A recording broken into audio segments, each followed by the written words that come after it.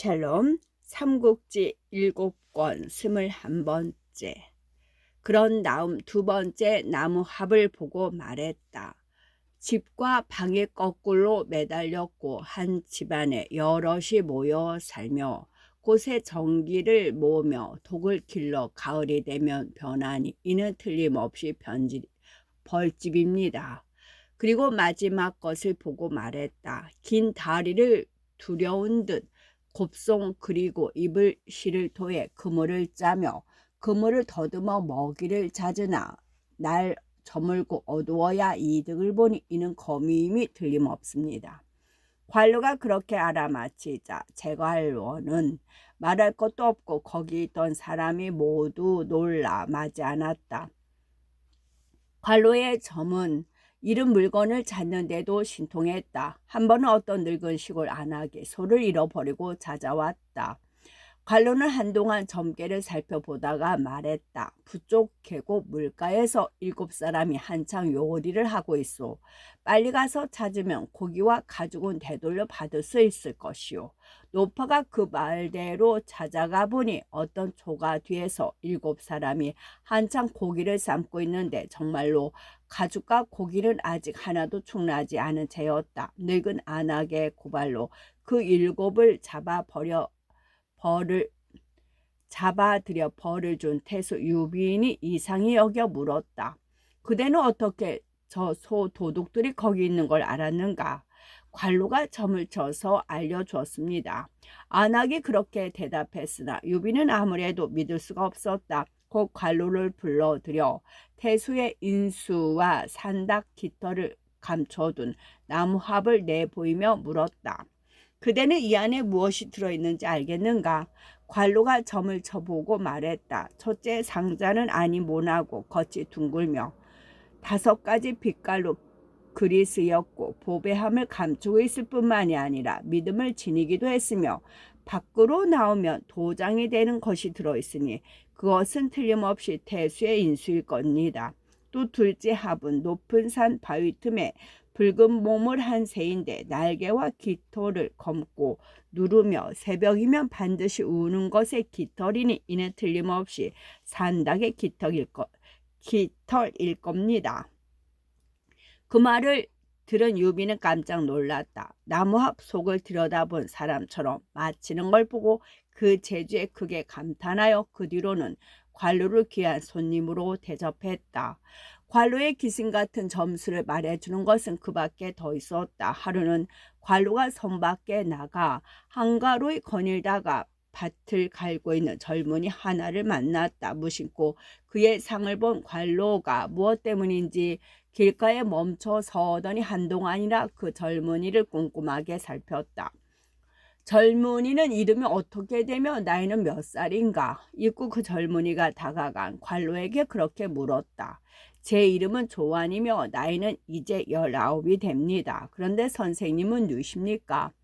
젊은이가 수긋하게 이름과 나이를 밝힌 뒤 그렇게 되물었다. 관료가 잠시 망설이다 말했다. 나는 관료라는 사람이다. 내가 보니 자네 미간에 죽음의 기운이 깃들여 있어 반드시 살 안으로 죽을 것 같다. 자네 생김은 훤하나 아깝게도 목숨을 길게 타고나지 못했구나. 그 젊은이 조안으로서는 엉뚱하기 그지없는 소리였다. 그러나 다른 일도 아니고 바로 목숨에 관한 것이라 그냥 들어 넘길 수가 없었다. 곧 집으로 돌아가 그 아비에게 관료에게서 들은 말을 전했다. 관료의 소문을 들어 알고 있는 그 아비는 깜짝 놀라 관료를 뒤쫓아갔다. 선생님, 부디 제 아들을 살려주십시오. 육고 관료를 따라잡은 그 아비가 땅에 엎드려 울며 그렇게 빌었다. 관료가 무겁게 고개를 가로저며 말했다. 그것은 하늘이 정해둔 명의외다. 어찌 피할 길이 있겠소. 그러나 조안의 아비는 물러서지 않았다. 더욱 슬피 울며 관료에게 매달렸다. 이 늙은이에게는 자식이라고는 그 아이 하나뿐입니다. 엎드려 빌건대 부디 은혜를 드리워 이 아이를 구해 주십시오. 아비 곁에 있던 조안 역시 울며 살려달라고 빌었다. 그런 부자의 모습이 애처로웠던지 한동안을 가만히 내려다보고 있던 관료가 마지 못한 듯 조안을 보고 말했다. 자네는 깨끗한 술 한 병과 사슴고기 포 뜬 거 한 뭉치를 마련해 내일 아침 일찍 남산으로 가보게. 가면 그 소나무 아래 한 사람은 흰 옷을 입고 남쪽을 향해 앉아 있을 것인데 그 생김이 몹시 험상궂으며 다른 한 사람은 붉은 옷을 입고 북쪽을 향해 앉아 있을 것인데 그 생김은 매우 잘났지. 자네는 그들이 한창 바둑에 빠져들 때까지 기다렸다가 가만히 다가가 술과 안주를 바치게. 너무 요란스러워 두 사람의 눈길이 먼저 자네에게 쏠리게 해서는 결코 아니 되네. 그러다가 그들이 술과 안주를 다 받아 먹은 뒤에야 그들 앞에 엎드려 울며 목숨을 빌어보게. 반드시 목숨을 더 보태줄 것이네. 하지만 단 하나, 이를 내가 가르쳐 두더란 말을 그들에게 해서는 절대 아니 되네. 그러나 조안의 아비는 고마움을 이기지 못해 끌다시피 관루를 자기 집으로 모셔갔다. 크게 잔치를 열어 관루를 대접하는 한편 사람을 풀어 깨끗한 술 한 병과 잘 말린 사슴고기 포를 구해오게 했다. 다음 날이었다. 조안은 술과 안주를 물론 잔과 접시까지 싸들고 남산으로 올라갔다. 한 5, 6리나 갔을까. 과연 큰 소나무 한 그루가 나오고 그 아래 널찍한 바위 위에는 두 사람이 바둑을 두고 있는 게 보였다. 조안이 따로 기다릴 것도 없이 두 사람은 이미 바둑에 온통 넋을 잃고 있었다. 조안이 다가가도 전혀 알지 못하고 바둑둘만 놓아 나갈 뿐이었다. 조안은 살며시 그들 곁에 무릎을 꿇고 술과 안주를 받쳐 올렸다. 두 사람은 바둑에 정신이 팔려 누가 주는지도 알아보려 하지 않고 조안이 주는 대로 받아 마시고 뜯어 먹었다. 이윽고 술과 안주가 바닥나자 조안은 드디어 땅에 엎드려 울며 큰 소리로 빌었다. 저를 살려주십시오. 두 분께서 구해주지 않으면 이틀 안으로 죽어야 됩니다. 그제서야 두 사람이 벌떡 놀라며 조안을 돌아보았다. 한참을 어리둥절해 하다가 겨우 경위를 짐작한 붉은 옷을 입은 노인이 쓴 웃음을 지으며 말했다. 이건 틀림없이 관로가 시킨 일일게요. 하지만 우리 두 사람은 이미 이 젊은이한테서 받아먹은 걸 다 받아먹었으니 어찌겠소. 불쌍히 여기 한번 정을 들어줍시다. 그 말에 흰 옷을 입은 늙은이가 쓴 입맛을 다시며 소매에서 장부 하나를 꺼냈다. 그리고 한참을 뒤적뒤적 찾아보더니 문득 조안을 보고 말했다. 네가 이제 19이니 마땅히 죽어야 할 때다마는 네 정성이 애처로워 목숨을 늘려준다. 19와 십자 앞에 9자를 더 써 넣을 줄 것이니 이제 네 목숨은 99을 채워야 한다. 그리하되 돌아가거든 꼭 관로에게 전해라. 앞으로는 2번 다시 전기를 누설하지 말라고. 앞으로 또다시 전기를 누설하며 반드시 처벌이 그에게 이를 것이니라. 그런 다음 붓을 꺼내 장부에 원래 적힌 숫자의 9자를 하나 더 적어 넣었다. 조안은 기쁨을 이기지 못해 그들 앞에 수없이 절을 했다. 갑자기 한 줄기 향기로운 바람이 이는가 싶더니 그들은 두 마리의 흰 학이 되어 하늘 높이 솟아올랐다. 조안은 집으로 달려가 아직도 거기 머물고 있는 관로에게 남산에서 있었던 일을 모두 얘기하고 물었다. 그 두 사람은 누구입니까? 붉은 옷을 입은 분은 남두성이고 흰 옷을 입은 분은 북두성이네.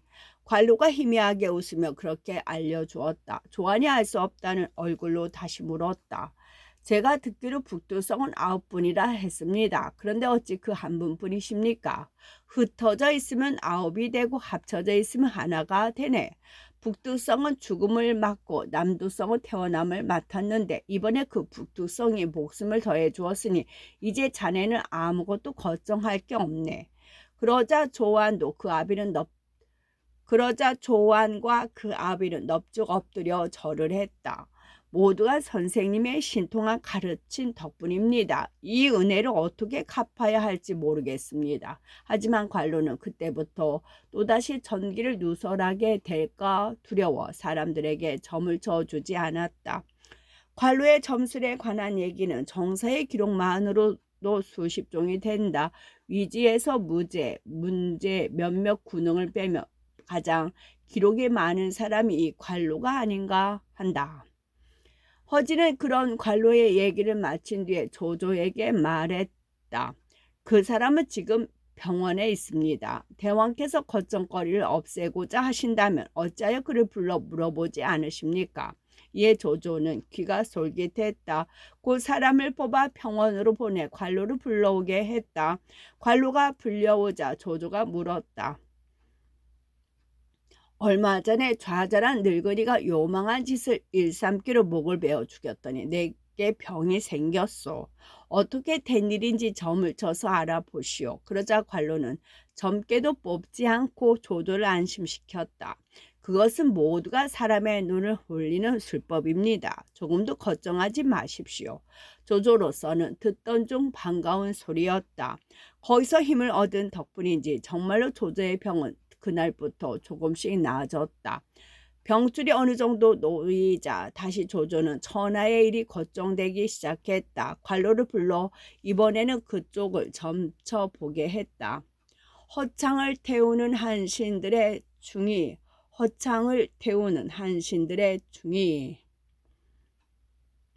점을 친 관로가 네 글자로 된 글귀 넷을 내놓았다. 3과 8이 가로 세로 엇갈리고 누런 돼지가 호랑이를 만나면 정군 남쪽에서 한 피를 꺾어 잃게 된다. 조조는 다시 자신의 복록이 길고 짧음을 점쳐보게 했다. 이번에도 관로는 네 글자로 된 글귀 넷을 뽑아냈다. 사자궁 안에 쉰이가 평안하구나. 왕도가 새로 일어나니 자손이 매우 높고 귀하게 되리라. 그러나 조조는 앞뒤의 글자가 모두 뜻이 뚜렷하지 않아 관로에게 그 자세한 풀이를 물었다. 관로가 조용히 고개를 가로저으며 대답했다. 멀고 아득한 하늘의 운수를 미리 다 알기는 어렵습니다. 뒷날을 기다려 보시면 절로 겪게 될 것이니 너무 일찍 알려 하지 마십시오. 이에 조조는 더 캐묻지 않았으나 관로가 마음에 들어 그냥 돌려보내고 싶지 않았다. 그대를 대사로 삼아 내 몸 곁에 있게 하고 싶다. 어떤가? 여기서 벼슬살이 한번 해보지 않겠는가? 조조가 그렇게 묻자 관로가 한마디로 잘라 마다했다. 명은 넓고 상은 궁에서 그같이 높은 벼슬에는 어울리지 않습니다. 어찌 준다고 감히 받을 수 있겠습니까? 명이 넓고 상이 궁하다니 그게 무슨 소린가? 제 이마에는 주골이 없고 눈에는 안정이 또렷하지 못하며 코에는 양주가 없습니다. 또 다리에는 전근이 없고 등에는 상갑이 없으며 배에는 삼입이 없으니 태산의 귀신들을 다스릴 수 있을 뿐 살아있는 사람은 다스리지 못합니다. 상갑이니 삼입이니 하는 관상에 쓰이는 말들을 알아듣지는 못했으나 관로의 대답이 너무 분명해 조조는 더 권하지 못했다. 한참 있다가 또 물었다. 그대가 보기에 나의 상은 어떠한가? 이미 사람으로서는 더 오를 수 없을 만큼 높은 자리에 올랐는데 상을 보실 까닭이 무엇 있습니까? 그 같은 대꾸에 조조가 더욱 궁금해져 2번, 3번 거듭 물었으나 관로는 다만 빙긋이 웃을 뿐 끝내 말해주지 않았다. 할 수 없어진 조조가 그 다음에는 자신이 거느린 문무관원들을 불러들여 놓고 물었다. 이 사람들은 상이 어떠한가? 모두가 세상을 다스릴 만한 분들입니다. 관로는 그렇게만 말하고 더 깊은 것은 밝히지 않았다. 조조가 이번에도 꺼리낌 없이 말하라고 2번, 3번 졸랐으나 관로는 끝내 입을 열지 않았다. 조안의 일 뒤로는 가볍게 남의 상을 말했다가 천명을 거스르게 되는 걸 꺼려해 온 탓이었다. 그럼 동호와 서쪽의 앞날은 어떠한가? 관로가 사람의 상에 대해서는 자세히 밝히는 걸 꺼리자 조조는 나라로 바꾸어 물었다. 그것까지 마다할 수 없었던지 가만히 점괘를 뽑아보던 관로가 대답했다. 동호는 한 사람의 대장을 이룰 것이요 서쪽은 지금 군사를 내어 천자의 경계를 침범해 오고 있습니다. 하지만 조조는 얼른 믿을 수가 없었다. 들은 것은 관로가 용하다는 소문뿐 그 스스로는 아직 이렇다 할 신통함을 구경하지 못한 까닭이었다. 그런데 호련 합비에서 사람이 와 알렸다. 동호의 육구를 지키던 장수 노숙이 죽은 것 같습니다. 그 말을 들은 조조는 깜짝 놀랐다. 관로의 말이 반쪽은 어김없이 맞아 떨어진 것이었다. 조조는 남은 반쪽을 알아보려고 얼른 사람을 뽑아 한중으로 보냈다. 마침 며칠 안 돼 급한 소식이 날아들었다. 유비가 장비와 마차를 보내 합판에 군사를 내게 하였습니다. 관을 뺏으려 드는 것 같습니다. 과연 관로의 점이 모두 맞아떨어진 셈이었다. 그러나 조조는 관로의 용함에 놀라기보다는 유비에게 화부터 먼저 냈다. 지난번 한중을 차지한 기세로 서초까지 휩쓸어 버리려다 두었더니 그새 힘을 길러 거꾸로 한중을 넘보지 않는가. 그게 군사를 일으킬 제비를 하라. 내 몸소 한중으로 가 유비를 사로잡으리라. 조조가 그렇게 소리치며 주먹을 부르지고 일어났다. 그때 관로가 나서서 가만히 말렸다. 대왕께서 함부로 움직여서는 아니 되십니다. 내년 봄에는 허도에 큰 불이 날 것인즉 대왕께서 여기 계셔야 탈없이 그 불길을 잡을 수 있습니다. 조조는 성난 중에도 그 말을 아니 들을 수가 없었다. 겪어 알게 된 까닭이었다. 곧 스스로 가겠다는 생각을 버리고 먼저 종을 불러 말했다. 너는 군사 5만을 이끌고 가서 동천을 지키고 있는 하후영과 장압을 도우라. 그리고 또 하우돈을 불러서 말했다. 그대는 군사 3만을 이끌고 허도로 가 수시로 순찰을 돌며 뜻밖의 변고에 대비하라. 소홀함이 있어서는 아니 된다. 거기다가 장사 왕피를 따로 불러 허도의 어린 군을 도맡아 다스리게 하고 자신은 업군에서 움직이지 않으니 이로써 허도의 불에 대한 대비는 빈틈없이 갖추어진 셈이었다. 주부 사마의가 왕피를 어림군 총독으로 삼은 일의 거정을 나타냈다. 왕피는 술을 좋아하는 데다 성품이 너그러워 이번 일을 맡아 하기가 어렵습니다. 앞일에 미리 대비하는 데는 성품이 차고 꼼꼼해야 됩니다. 왕피는 내가 가시밭길 같은 어려움을 겪을 때부터 나를 따라 다니며 애쓴 사람이다. 사람이 충성스럽고 부지런하며 마음이 굳기가 돌이나 새와 같으니 오히려 이번 일에는 꼭 맞는 사람이야. 조조는 그렇게 사마이를 타박 준 뒤 왕필로 하여금 어린 군마를 이끌고 허도의 동화문 밖에 진치고 있게 했다. 이때 허도에는 경기란 사람이 있었다. 낙양 사람으로 자르계행이라 하며 전에 승상부연을 지낸 적이 있었다. 뒤에 중수부가 되었는데 사마지 위황 등과 매우 가깝게 지냈다. 위황은 조조가 왕으로 높여 봉해지고 출입할 때 전자의 수레와 의장을 쓰는 걸 보고 마음의 불평이 가득 일었다. 죄를 넘보는 조조의 야심이 노골적으로 드러난 것이라 여겨 조조를 미워해 오다가 마침내 이를 일으켰다. 거한 23년 정월이었다. 경기는 위황과 더불어 남몰래 의논했다. 역적 조조의 간악함이 날로 심해가고 있네. 머지않아 반드시 전자의 자리를 빼앗고 말 것이네. 우리는 모두 한나라 신하인데 어찌 조조의 역적질을 돕고 거둘 수 있겠는가. 마땅히 조조를 없앨 방도를 잡아야겠네. 그러자 위황이 또 한 사람을 끌어들였다. 내가 한 몸으로 여기는 벗 가운데 김위란 사람이 있네. 옛적에 승상을 지낸 이 김일제의 자손으로 일찍부터 조조를 쳐 없앨 마음을 지니고 있음을 내가 알고 있네. 거기다가 이번에 어림군을 맡은 왕필과도 매우 가깝게 지내니 만약 이 사람만 끌어 넣는다면 우리 일은 다 된 것이나 다름없을 것이네.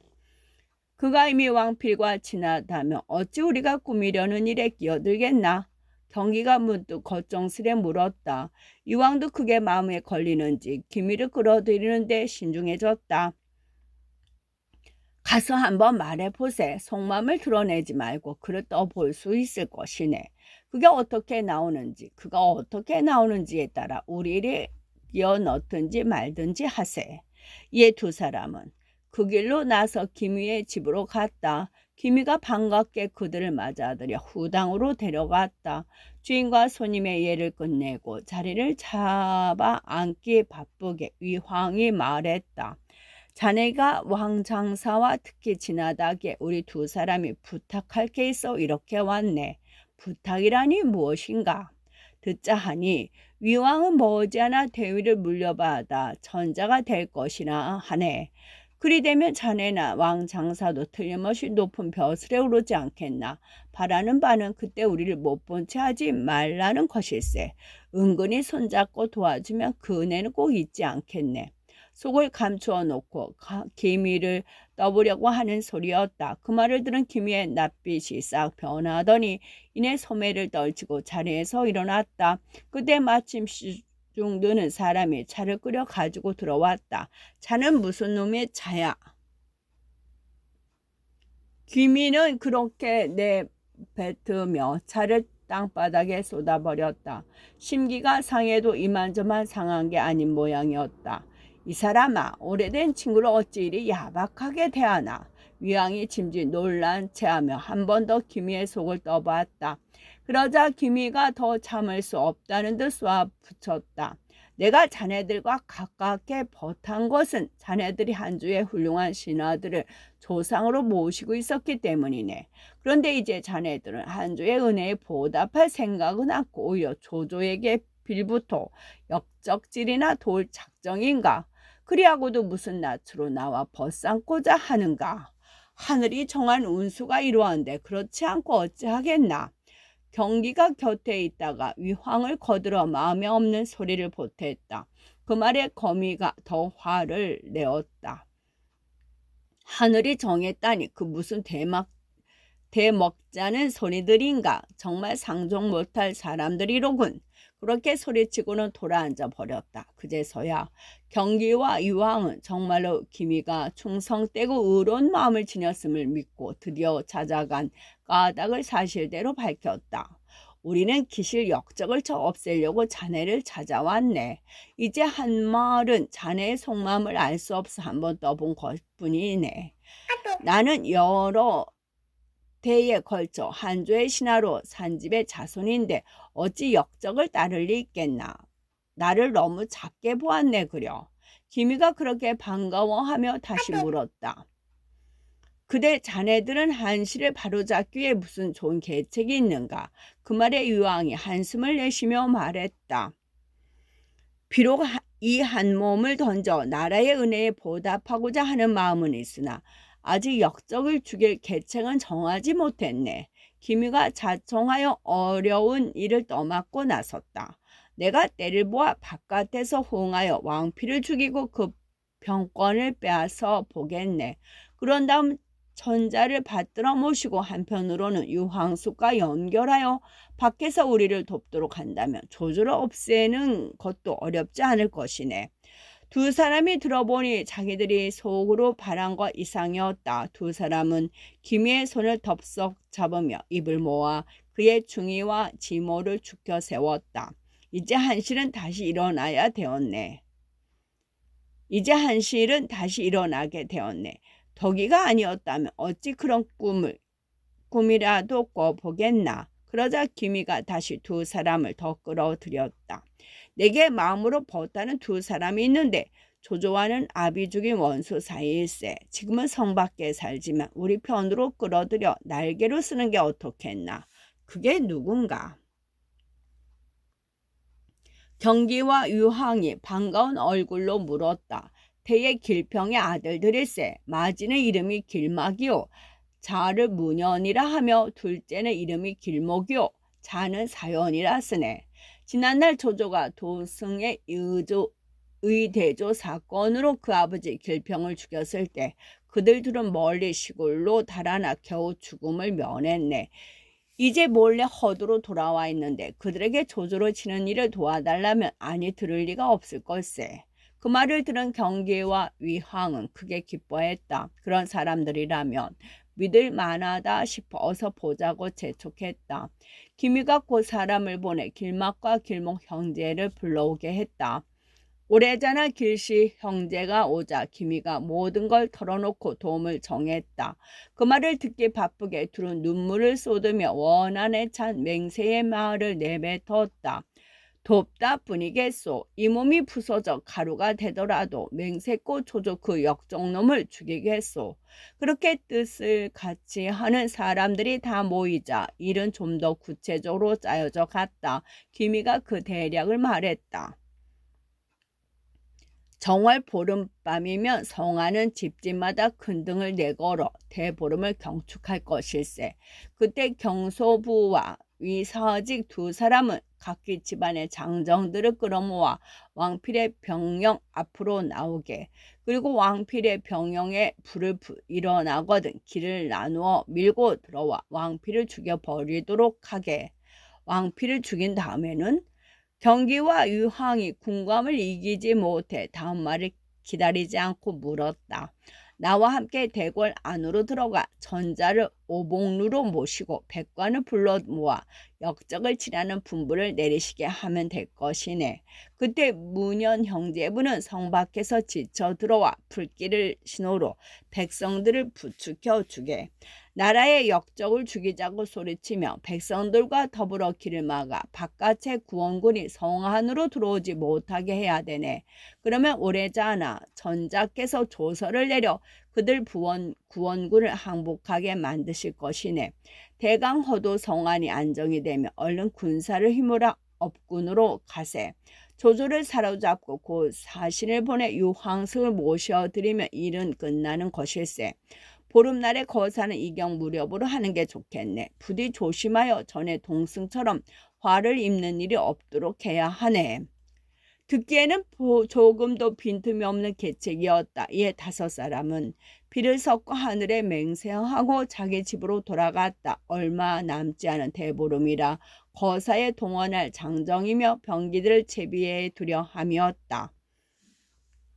그럭저럭 정월 대보름이 가까웠다. 경기와 유황은 각기 300~400명쯤 되는 집안 장정들을 모아 마련해둔 장칼을 나눠주고 때가 오기만을 기다렸다.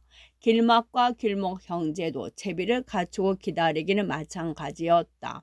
역시 300~400명의 이웃 백성들을 모아 사냥을 간다는 핑계로 때를 지어 성문 부근에서 서성거렸다. 자기 편의 준비가 대략 갖추어진 걸 본 기미가 왕피를 찾아가 말했다. 이제 전하는 안정되고 왕위의 위험은 사방에 두루 떨쳐 올리고 있습니다. 거기다가 지금은 원소절을 맞았으니 그냥 보낼 수 없습니다. 그게 등불을 밝혀 전하가 태평함을 널리 보이게 해야 합니다. 왕피는 그 말을 옳게 여겨 성안 백성들에게 영을 내렸다. 집집마다 등불을 달고 색시를 꼬아 지장하여 이처럼 좋은 명절을 경축하도록 하라. 드디어 정월 대보름 밤이 되었다. 그날 밤 하늘은 맑고 달과 별도 함께 밝았다. 온 성안의 거리는 다투어 내건 울긋불긋한 등불로 눈이 어지러울 지경이었다. 백성들은 백성들대로 어찌나 흥겹게 노는지 어림군도 그걸 막지 못하고 궁궐 안에 물시계도 시각을 내어 그치게 할 수 없었다. 시각을 대어 그치게 할 수 없었다. 왕필도 어림군의 여러 장수들과 더불어 병영 안에서 술판을 벌였다. 서로 건건이 작건이 하는 가운데 이경이 되어갈 무렵이었다. 갑자기 병영 안에서 함성이 들리며 사람이 달려와 알렸다. 병영 뒤편에 불이 났습니다. 왕필이 놀라 장막을 나가보니 이미 불길이 어지러이 하늘로 치솟고 있는 데다 함성이 잇따라 터져 나왔다. 왕필은 그제서야 군사들이 잘못하여 불이 낸 것이 아니라 누군가 일부러 꾸민 일인 것을 눈치챘다. 얼른 말에 올라 남문으로 달려나갔다.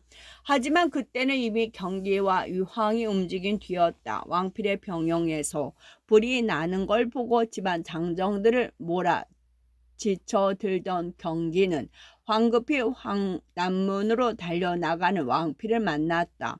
경기가 시위에 화살 한 대를 먹여 날리자 화살은 보기 좋게 왕필의 어깨에 꽂혔다.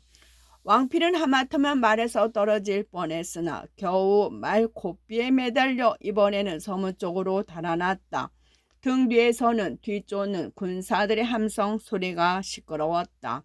다급해진 왕필은 얼른 말에서 뛰어내려 오가는 사람들 사이에 섞였다. 그리고 간신히 기미의 집을 찾아가 대문을 두드렸다.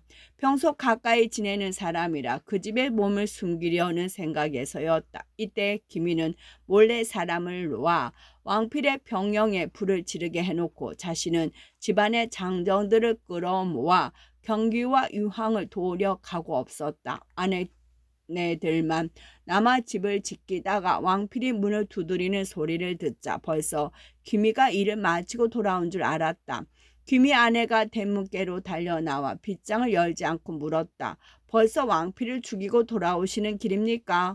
그 말을 들은 왕필은 깜짝 놀랐다. 비로소 귀미가 경기 위왕 등과 함께 일을 꾸민 줄 알고 황급히 조유 집으로 달려갔다. 귀미가 경기 위황과 더불어 이를 꾸며 난리를 일으켰소. 왕필이 어깨로 피를 쏟으며 달려와 그렇게 알리자 조효는 크게 놀랐다. 곧 갑옷 입고 말에 오르더니 천여 명 군사를 모아 성안을 지키려고 달려나갔다. 성안은 이미 사방이 불길에 휩싸여 있었다. 그 불길은 오봉루까지 올마부터 헌재는 궁궐 깊이 몸을 피하고 조제의 신보 장수들만이 죽기로 국문을 지키고 있었다. 경기와 유왕 편에서 보면 최초의 차질이었다. 군사가 넉넉하지 못하면 전자라도 먼저 차지하여 그 힘을 빌려야 되는데 그게 안 되게 되어버린 것이었다. 그러나 난리를 일으킨 상대방의 세력과 규모를 알 길 없는 조유로서는 허두가 온통 반란군으로 가득 찬 것 같았다. 들리느니 그들의 성난 외침뿐이었다. 역적 조조를 죽여라. 조조와 그의 개들을 모두 때려잡고 한시를 다시 일으키자. 만일 조조가 관로의 말을 들어 미리 하우들을 내보내놓지 않았더라면 자칫 일은 경규와 유황이 꾸민 대로 될 뻔도 했다. 이때 조조의 명을 받아 3만군을 이끌고 불의의 재변으로부터 허창을 지키러 온 하우도는 성박 5리쯤 되는 곳에 진을 치고 있었다. 그날 밤 성 안에서 불길이 오르는 걸 보자마자 대군을 몰아 성을 에워싸게 한 뒤 자신의 한 갈래 군사를 이끌고 성 안으로 지쳐 들어갔다. 하지만 그때 경기와 유황은 이미 조유와 싸우기에도 힘에 부친 상태였다. 원래 몇백 안 되는 집안 장절들만 데리고 시작한 일인데다 아무도 도와주는 사람이 없어 시간이 흐를수록 조효의 일천 군사에게 밀리기 시작했다. 그만큼이나마 버틴 것도 순전히 어둠 속의 혼전이었던 덕분이라 할 수 있었다. 다음날 날새 무렵하여 더 기막힌 소식이 들어왔다. 김이 어른과 길마, 길모 형제분이 모두 적에게 죽음을 당했습니다. 그 소리를 들은 경기와 유황은 마침내 일이 어그러진 것을 알았다. 몸을 빼내 뒷날을 기약하기로 하고 한 가닥 길을 앗아 성문을 빠져나갔다. 하지만 그때는 이미 하우돈의 대군이 철통같이 성을 에워싼 뒤였다. 두 사람은 끝내 산채로 붙들리고 그 둘을 따르던 100여 명은 모조리 죽음을 당하고 말았다. 하우돈은 성 안에 불을 끄고 이를 꾸민 5사람의 집안 사람들을 모조리 잡아들인 뒤 조조에게 그 소식을 전했다. 성난 조조가 사람을 보내 하우돈에게 영을 전하게 했다. 경기와 유황 및 모반을 꾀한 5사람 꾸민 5사람의 집안 사람들을 모조리 잡아들인 뒤 조조에게 그 소식을 전했다. 경규와 유황 및 모반을 꾀한 5사람의 가족은 늙고 젊고를 가리지 말고 모조리 저작거리로 끌어내 목을 베라. 그리고 그날 밤 허도에 있었던 벼슬아치들은 모두 업군을 끌고 오도록 하라. 이 하우들은 먼저 경기와 위항을 저작거리로 끌어냈다. 둘은 사로잡혀 죽으려 끌려가면서도 조금도 두려운 기색이 없었다. 경기가 소리 높여 멀리 있는 조조를 꾸짖었다. 이놈 조조야, 내가 살아서는 너를 죽이지 못했다만 죽어서는 반드시 너를 가만두지 않겠다. 귀신이 되어서라도 반드시 네 간악한 머리를 부수리라. 듣다 못한 망나니가 칼로 그런 경계의 입을 찢었다. 그러나 경기는 흐르는 피로 땅을 적시면서도 조조를 욕하며 마하지 않다가 목이 떨어지고 나서야 입을 다물었다. 죽음 앞에서 씩씩하기는 유황도 경계에 못지않았다. 경기가 죽어가는 동안도 유황은 얼굴에 이마에 땅에 짓짖으며 소리소리 외쳤다. 한스럽구나. 조조를 죽이지 못하고 내가 먼저 죽는 게 참으로 한스럽구나. 그렇게 거듭거듭 소리치며 이빨이 다 부스러질 때까지 이를 갈다가 마침내 숨이 끊어졌다. 뒷사람이 그런 두 사람을 시를 지어 찬양했다. 충선스런 경기 어진 위황, 맨손으로 무너지는 하늘을 떠받들려 했네. 누가 한실의 운수 다했음을 알았으랴. 가슴 가득 하늘 품고 죽음길을 갔네. 하후드는 그들 다섯의 가솔들까지 모조리 죽인 뒤에야 그날 밤 허도에 있었던 벼슬아치들 모두 끌어들고 허도로 갔다. 조조는 그들을 군사들을 조련하는 교장으로 끌고 간 뒤 오른편에는 붉은 길을 세우고 왼편에는 흰 길을 세워놓고 말했다. 경기와 유황이 모반을 꾸며 허도에 불을 질렀다. 그때 그대들 중에는 불을 끄려고 밖에 나온 사람도 있을 것이고 문을 닫아 걸고 나오지 않은 사람도 있을 것이다. 불을 끄려고 나오는 자는 붉은 기 아래 서고 불을 못 본 채 들어앉아 있었던 자는 흰 기 아래에 가서 서도록 하라. 그러자 끌려온 벼슬아치들은 거의가 붉은 기 쪽으로 우르르 몰려갔다. 속으로 생각해보니 불을 끄려고 나왔다면 조조가 벌을 주지 않을 것 같아서였다. 정직하게 흰 기 아래로 가서 선 것은 셋 중에 하나도 되지 않았다. 저놈들을 모두리 잡아내려라. 조조가 문득 붉은 기 아래 모여선 벼슬아치를 가리켜 소리쳤다. 벌을 면하려고 붉은 기 아래로 몰려갔던 사람들이 저마다 놀라 애처로운 소리를 했다. 위황 전하, 저희들에게 무슨 죄가 있다고 이러십니까? 저희들은 불을 끌어 나갔는데 어찌하여 도리어 벌을 주려 하십니까? 억울합니다. 불을 끄려 한 것도 죄가 됩니까? 그러자 조조가 그런 그들을 차갑게 흘겨보며 말했다. 그때 너희들의 마음은 불을 끄는 데 있지 않고 역적들을 돕는 데 있었다. 어찌 나를 속이려 드느냐. 그러고는 그들 모두를 장악가로 끌어내 못베게 하니 이때 죽은 자가 300명이 넘었다. 실로 참혹한 일이 아닐 수 없었다. 그러나 흰기 아래 선 자들에게는 상을 주어 허도로 돌려보냈는데 이유인즉 이러했다. 너희는 겁은 많았는지는 모르지만 적어도 역적편에 빌붙으려 하지 않은 것만은 분명하다. 그걸 내게 대한 충성으로 여겨 상을 내린다. 그런데 여기서 다시 한번 의미해 보고 싶은 것은 조조의 잔악함과 포악함을 증명해 보이는 듯 싶은 이 사건의 이면에 숨은 뜻이다. 조조가 관로의 말을 들어보냈다고 하나 특별한 실력자도 없는 허도에 3만의 대군과 1급의 장수인 하우든을 보낸 것은 그만큼 그곳에서 자라고 있는 병란의 조짐을 조조가 느꼈다는 뜻이다.